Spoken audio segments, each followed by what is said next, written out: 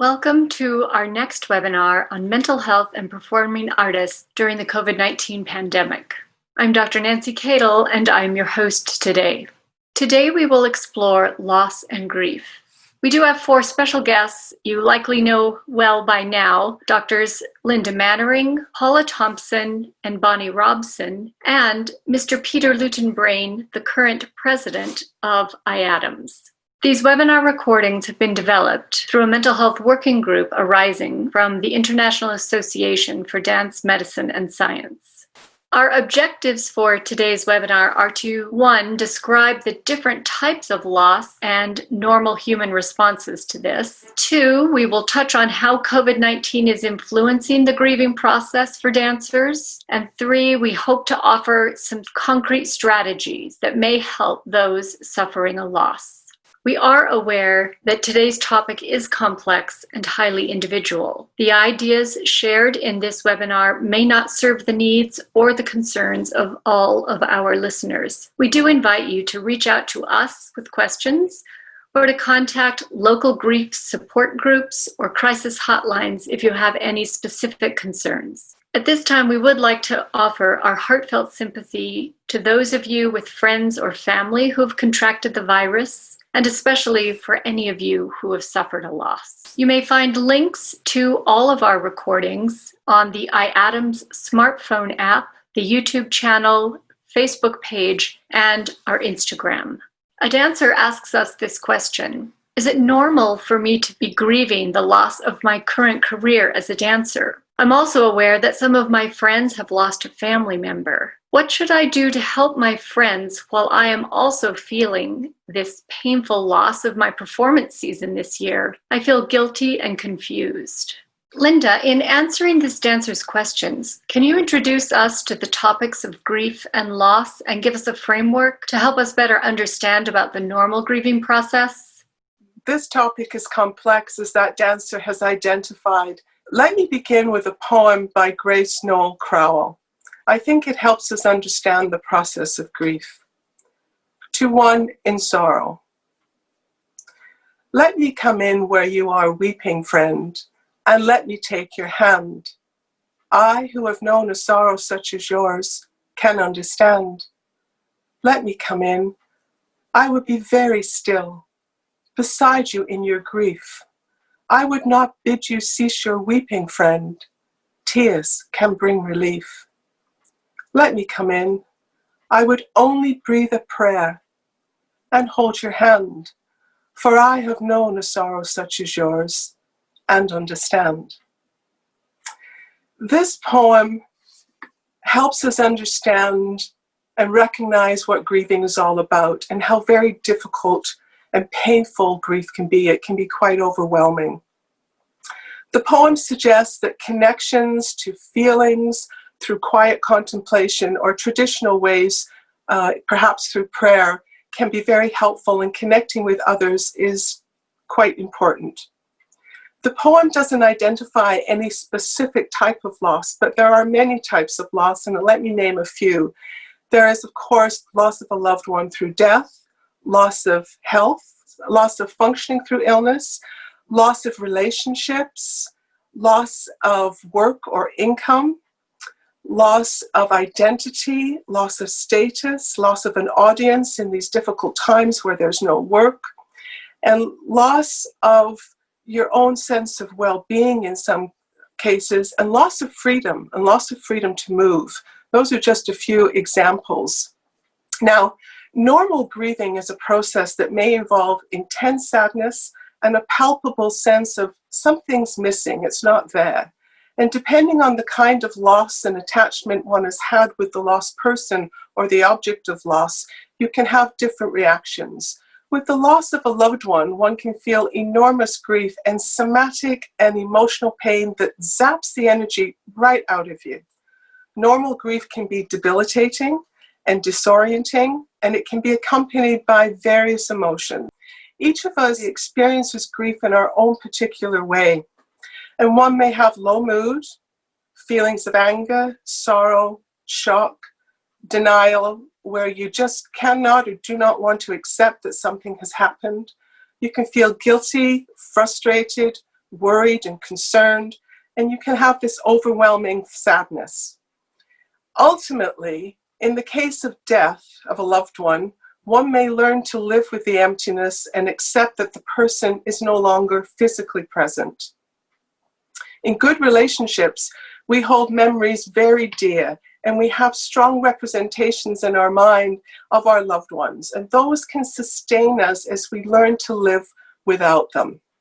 In complicated or difficult grief that Paul is going to talk about, the reaction to loss can be quite debilitating to the point of not being able to carry on, or an inability to function in our typical activities of daily living.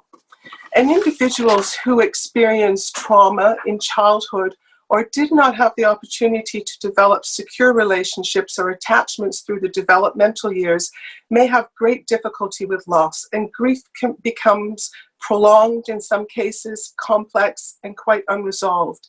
And in such cases, professional help is necessary. Of course, there are times when being alone and crying endlessly is all we can manage. And that's okay. And as the poem suggests, tears can bring relief. In these unprecedented times of COVID-19, many of us find ourselves with different experiences of loss. The most devastating, of course, the loss of a loved one. And not only have we lost that loved one, but we've lost the freedom to participate in traditional rituals or culturally determined ways to mourn that help us to manage and buffer the devastation of the loss. And in some cases, we've been deprived of precious, precious time before and during the loved one's passing, a time of reflection, quiet contemplation, and of communication with that loved one, of deep, deep feelings. And in some cases, we may have unresolved conflicts or difficulties that we haven't had the opportunity to discuss with our loved one. The 2020 pandemic has transformed our experiences, in my opinion, of death and grief into something traumatic and unfamiliar.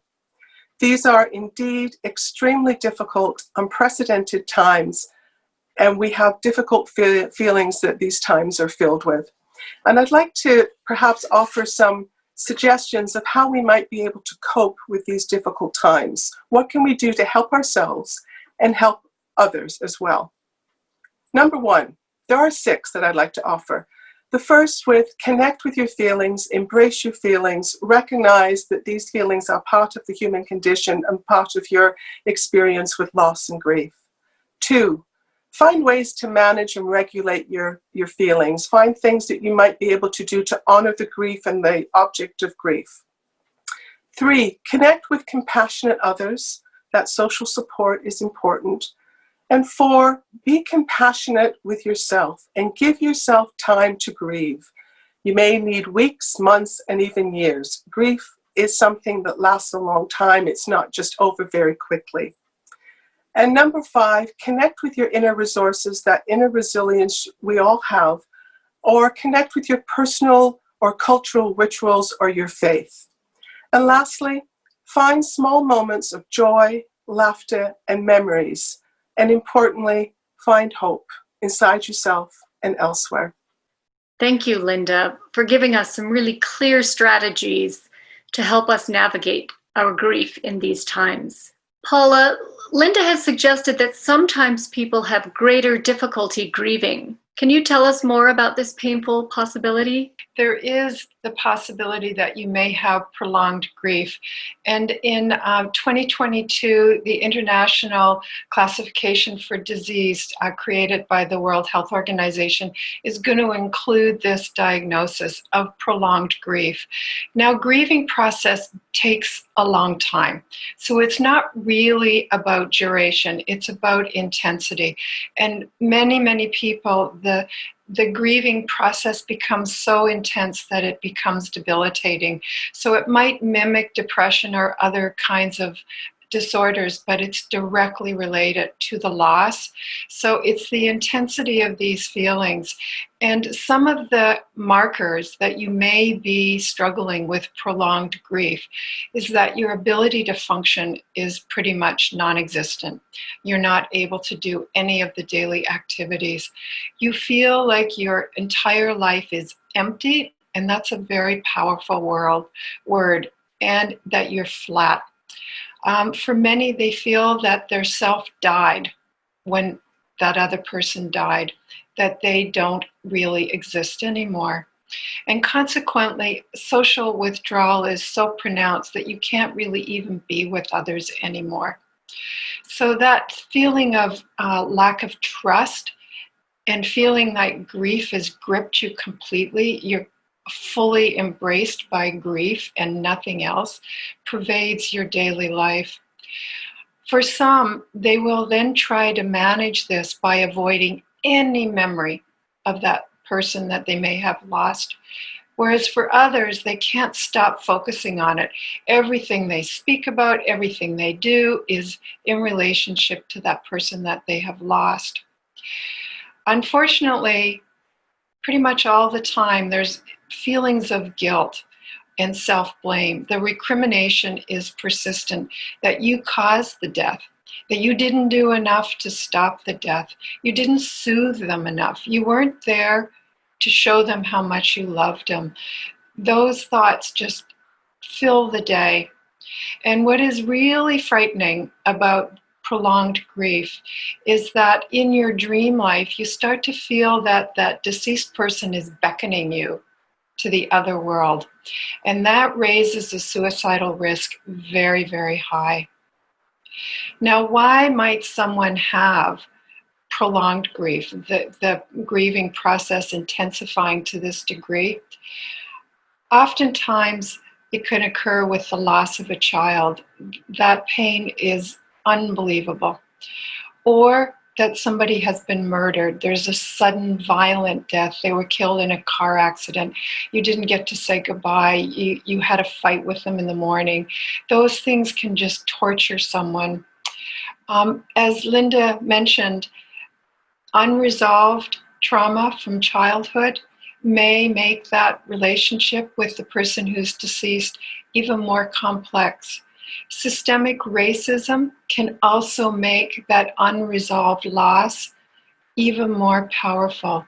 And we can see that with generational transmission of loss and grief that is handed down, that makes it very difficult to manage. And during COVID-19, we're actually being put into a position where we may be more vulnerable to prolonged grief because our normal grieving rituals, as Linda said, are no longer possible. So if you are feeling like you have some of these markers that grief is getting too intense, then you do need to seek professional help. It's not that you're depressed, it's that this grieving process is becoming impossible. And as Nietzsche said, one of the things that will get us through this life is figuring out the why that we are living. And when we have a why, we can manage all the hows to do this living thing. And when we look at great art, we can see that many of these artists have found a why.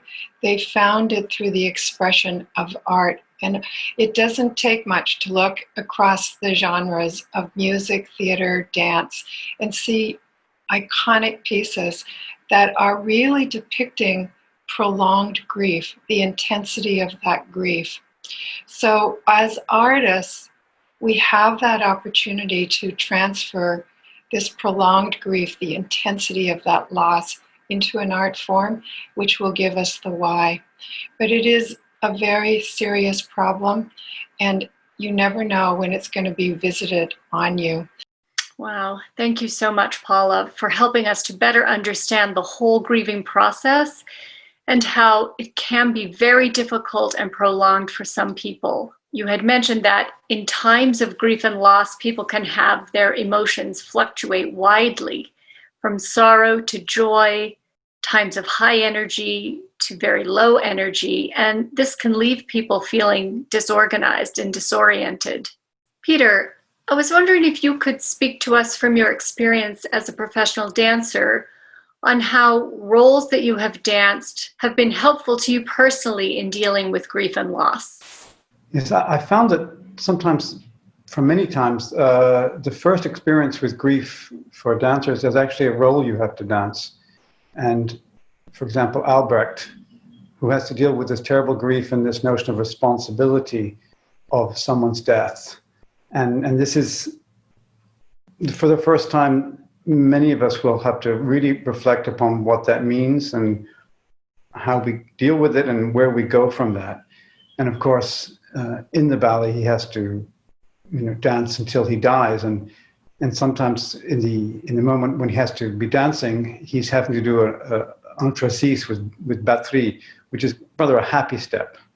So there's this terrible conflict of dancing a happy step in a tragic moment. And it's can reflect us, we have to keep a smile on our face. When we're going through grief and loss, we have to pretend to be happy. And these are part of this terrible wrenching which we go through. And then, of course, what saves him is the love of Giselle and his love for her. So love is a way through and why we're dancing, this love of dance. And of course, later on in life, we will all go through grief and we'll have these experiences. But it's a major part of the art form of dealing with grief. It's in many, many theaters and theater pieces and ballets and operas, this notion of dealing with grief. So I encourage you all to dig deep down in yourselves and find your resourcefulness in these moments. Oh, thank you, Peter. That was really beautiful. It is interesting to think that as young adults, many dancers are dancing roles in all different genres of dance that may have something to do with grief and loss. It is comforting to know that you've had practice working through grief and loss in a performance, and that you may be able to draw on those experiences to help you deal with grief and loss in your own life. Bonnie, as a retired psychiatrist, can you give us any guidance for dancers that may be suffering from grief and loss now? Thank you, Nancy. I'd like to try. We now know that grieving takes time. Be patient with yourself. Give yourself that time. We've all told you that now. I should like to speak first, though, to dancers who've had a loss related to their career. Examples of losses we've heard: disappointing casting, cancellation of a gala, retirement performance, and loss of contract and position. With this loss goes the social connection, and that's what's so important, the loss of support of fellow dancers working on the same project. I would expect that professional dancers who have studied in residential programs would be familiar with the loss of classmates and best friends each year. Some students are not invited back, and some choose to leave. A similar experience occurs with apprentices in a company and everyone when you leave on a short-term contract. The relationship with other dancers can be intense, and it's so important, and to lose it, sometimes dancers report it feels as if the dancer's part of a family, but often this closeness is so short-lived. And as Paula mentioned, in the spring of 2020, many dancers were also cheated out of special events, ritual goodbyes, and premieres. It can help if you react to the loss with an activity, such as going online and making a video, something that the dancer can remember. A remembrance such as this is a token more lasting than flowers and one night's applause.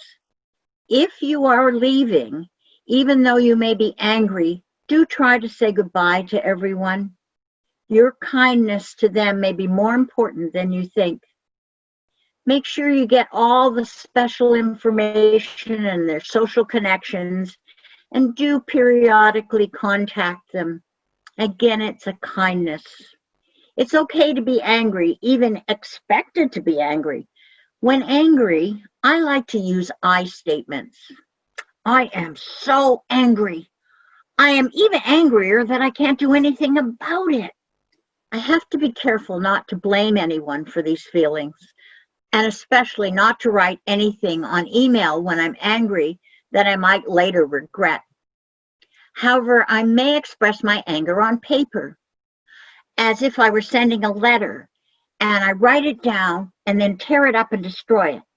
And I can write another one later if I want. We must now think about strategies to help with loss through the death of a loved one, or don't forget your pets. Sharing mourning with family and friends has been the traditional time-honored process. It's not at all unusual for one who is grieving to have a strong sense of the presence of the lost person. Sometimes a person will search for the deceased consciously and unconsciously for a long time.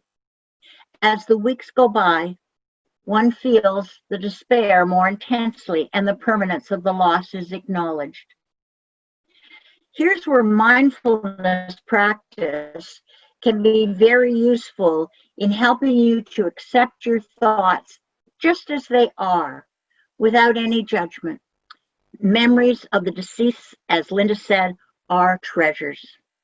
These memories can be recalled sometimes by looking at photos and recalling the events that go with them. It can be comforting to share these memories with someone. Another way of putting this is to list all the things of that lost person that you're grateful for and some of the fun times you had. But as Paula said, there can also be the negative memories. How are you going to deal with those? You may have unresolved issues with the lost person. I find that writing down what I would say if I had an opportunity to do so, and then actually saying it out loud as if they could hear me. I imagine how they would respond, and then I explain my feelings. For example, why didn't you come to my birthday and my recitals? I was hurt. I thought you didn't care. I know you said you had to work. I was little. It was so important to me. Now, a therapist might need to help you resolve some of those feelings, and I want you to think about that, because this is, and remember the prolonged grief items that Paula gave you. Dancing makes people feel better. Dance for your loss. Allow yourself to enjoy the dance. I have noted many teachers of online classes are dedicating their classes to a lost or living but distant relative. If you have the freedom to go outside, you might dance in the fresh air, keeping a safe distance and mindful of your dance surface, of course. When available, obtain massage and physiotherapy if you can. Other self-care practices include, of course, the healthy diet, exercise, and regular and sufficient sleep that we've mentioned. Personal soothing times, such as listening to your favorite music or having candles, might be helpful. When do you need to call a grief hotline or go to a walk-in clinic or emergency?